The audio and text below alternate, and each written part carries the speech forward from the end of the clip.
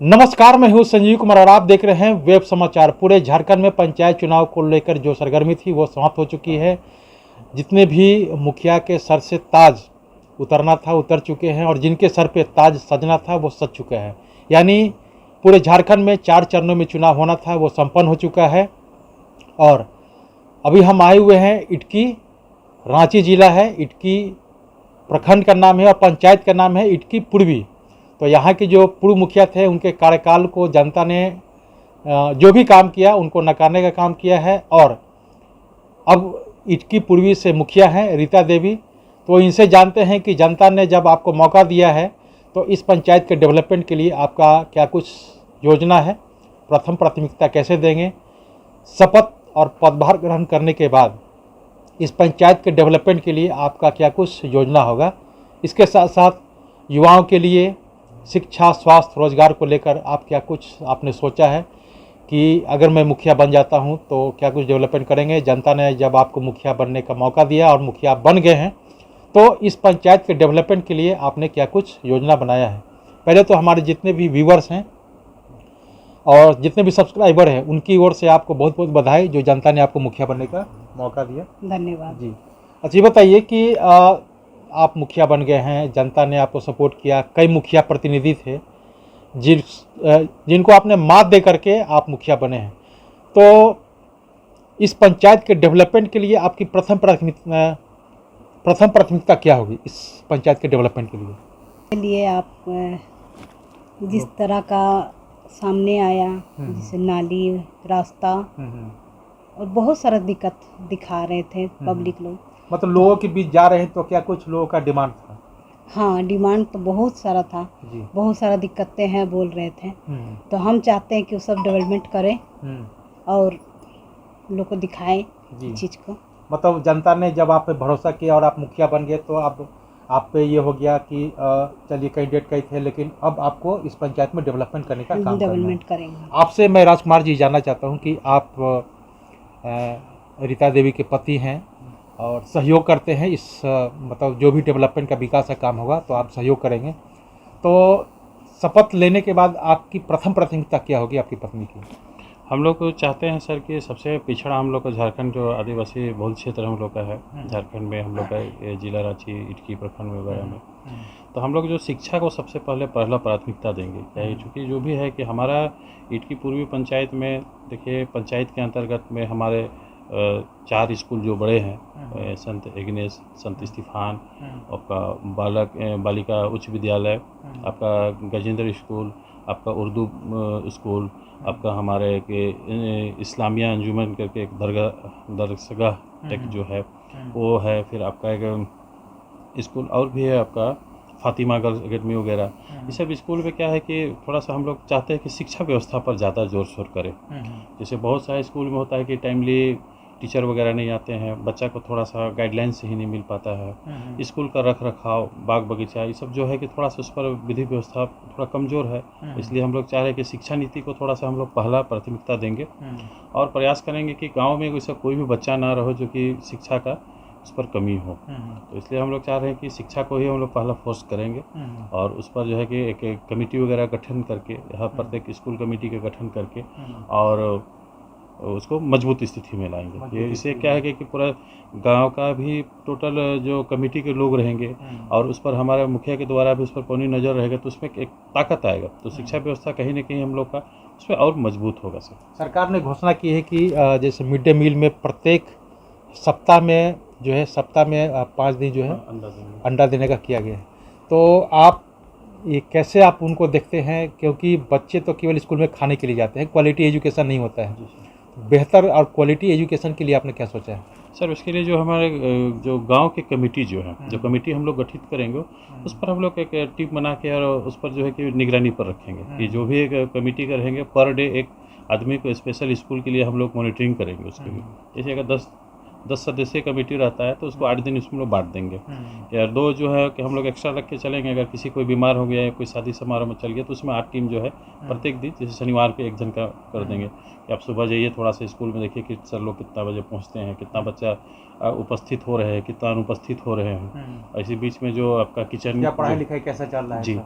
विधि व्यवस्था, और उसमें जो है कि एक जो कमेटी रहेगा वहाँ जहाँ हम लोग का पाकशाला वगैरह है उस पर भी वहाँ पर रख रखाव, साफ़ सफाई वगैरह, और जो ये अंडा का जो भी बन रहा है उस पर बच्चा कितना आ रहे हैं, कितना लोग हैं, वो सारा चीज़ उस पर हम लोग कमेटी के द्वारा उस पर हम लोग नज़र रखेंगे। स्वास्थ्य को लेकर आपने क्या सोचा है? स्वास्थ्य को लेकर ये हम लोग ये सोच रहे हैं सर कि सरकार सारी मुहैया हम लोग को उपलब्ध करा देते हैं। हम लोग का स्वास्थ्य केंद्र है, और उसके बाद में आपका हमारे टीबी हॉस्पिटल जो है अभी इसको भी जनरल कर दिया है।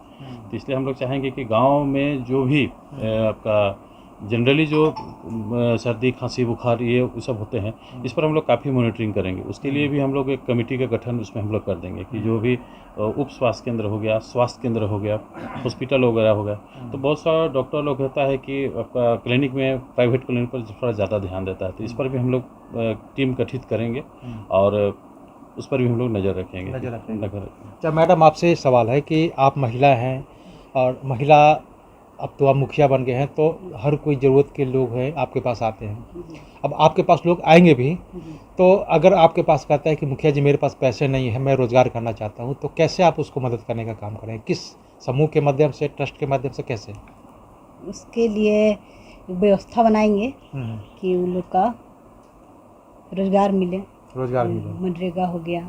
नहीं, मनरेगा तो मजदूरों के लिए है। अगर कोई स्वरोजगार करना चाहता है, कोई महिला लोग है, तो समूह के माध्यम से मुर्गी पालन, बकरी पालन, जो सुअर पालन होता है, गाय पालन होता है, ये सब का व्यवस्था करेंगे ताकि उन लोगों को, जो महिला लोग है, एक समूह के माध्यम से, क्योंकि हर गांव मोहल्ला में देखते हैं कि एक समूह होता है, समूह के माध्यम से लोग एक ग्रुप बनाते हैं। ग्रुप बनाने के बाद होता है कि उसको समूह के माध्यम से पैसे मिलते हैं, तो उनसे स्वरोजगार कर सकते हैं, या किसी तरह का हो।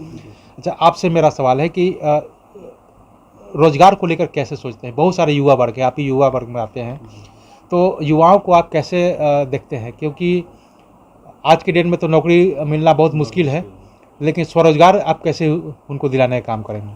सर, उसके लिए तो देखिए सरकार द्वारा काफ़ी लाभमुखी योजना युवाओं के लिए है। ट्रेनिंग सेंटर बना दिया है अभी, कंप्यूटर वगैरह का, या जो भी रोज़गार जो दे रहा है।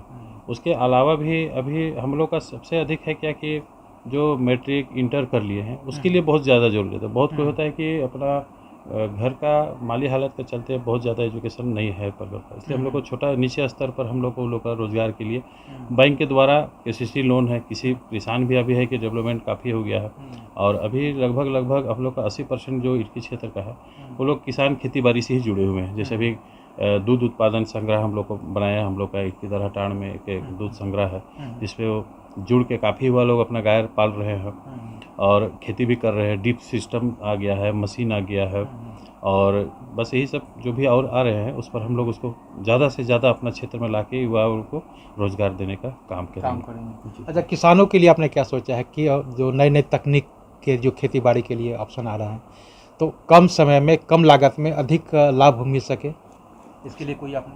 सर देखिए, किसान के लिए सबसे महत्वपूर्ण होता है बिजली और पानी। ये पानी और बिजली अगर हम लोग को सब जगह उपलब्ध हो जाता है तो वो किसान को मेहनत तो करने के लिए वो लोग ठान के खेत में उतर ही जाते हैं। लड़ने मिट्टी से लड़ाई वो लोग का रहता ही है सुबह से लेकर शाम तक।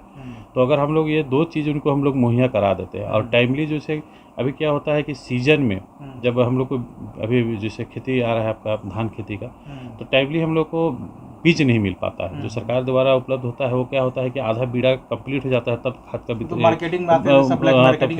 होता है। और हम लोग प्रयास करेंगे कि जितने भी हमारे जो रासायनिक जो खाद है वो उसका थोड़ा सा मूल्य पर, उस पर थोड़ा हम लोग सोच रहे हैं कि बात करेंगे, सर से रिक्वेस्ट करेंगे, डीसी साहब को भी हम लोग आवेदन देंगे कि जो भी रासायनिक खाद वगैरह है उस पर थोड़ा सा किसान को कम से कम रेट में मिल जाए। सरकारी सुविधा उनको और मुहैया कराएंगे कि ब्लॉक के द्वारा भी अगर वैसा कोई प्रावधान होगा जिससे किसान को रासायनिक पदार्थ खाद जो है वो मिले, कीटनाशक वगैरह भी कुछ मिले, और बीज जो है कि एकदम सही टाइम में वो लोग को वितरण करने के लिए अगर मिल जाता है तो एक किसान को दिक्कत नहीं होगा। अच्छा, इस ट्रैक से हटके एक मेरा सवाल है कि पूरे झारखंड में 1932 खतियान का जो मामला है आप भी जान रहे हैं कि क्या है, तो आपके नज़र में क्या मतलब 1932 खतियान लागू होना चाहिए कि नहीं होना चाहिए?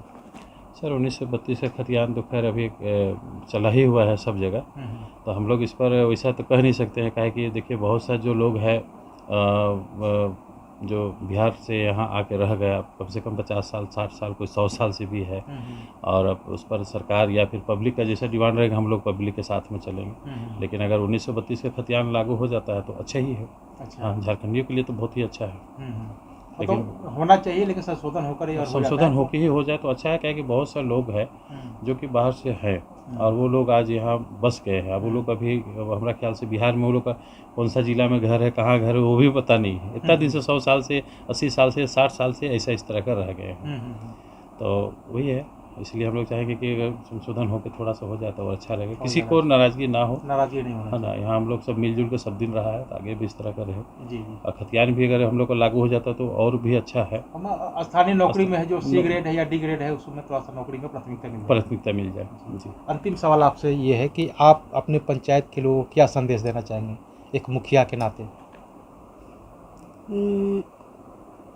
जब आपको लोगों ने मुखिया बनाया तो कुछ इस पंचायत के डेवलपमेंट के लिए कुछ संदेश देगा ना भाई?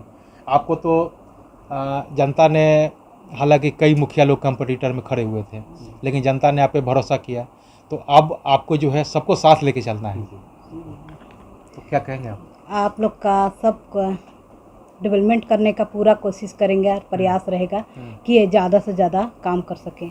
जी। जी। तो आपने सुना कि जिस तरह से मुखिया जी ने कहा कि आपने हम पे भरोसा किया है, हालांकि मुखिया के लिए कई लोग थे, लेकिन आपने हम पे भरोसा किया है, तो मैं बिना भेदभाव के, जात पात से, और मतलब ये कह सकते हैं कि सबका साथ, सबका विश्वास और सबका विकास, मैं सभी को साथ लेकर चलूँगा और इस पंचायत का डेवलपमेंट करने का काम करूँगा, ताकि इस पंचायत की डेवलपमेंट की जो गूंज है वो इस पंचायत तक सीमित न रह करके, प्रखंड तक सीमित न रहकर जिला और राज्य तक इस पंचायत का डेवलपमेंट की गूंज जो है वो सुनाई दे। मैं पूरे जनता से वादा करता हूं, जैसा कि इनका कहना है। तो बहरहाल आप चलते हैं दूसरे पंचायत में, वहाँ के भी मुखिया हैं, तो उनसे भी जानते हैं कि उनका क्या कुछ मैनिफेस्टो है। तमाम मुद्दों पे उनसे बात होगा। आपने वेब समाचार में समय दिया, इसके लिए बहुत बहुत धन्यवाद। धन्यवाद। अगर आपने हमारे चैनल को अब तक सब्सक्राइब नहीं किया तो सब्सक्राइब कर ले, बेल आइकन भी दबाएं, ताकि हर छोटी बड़ी खबरों से रूबरू हो सके। बहुत बहुत शुक्रिया।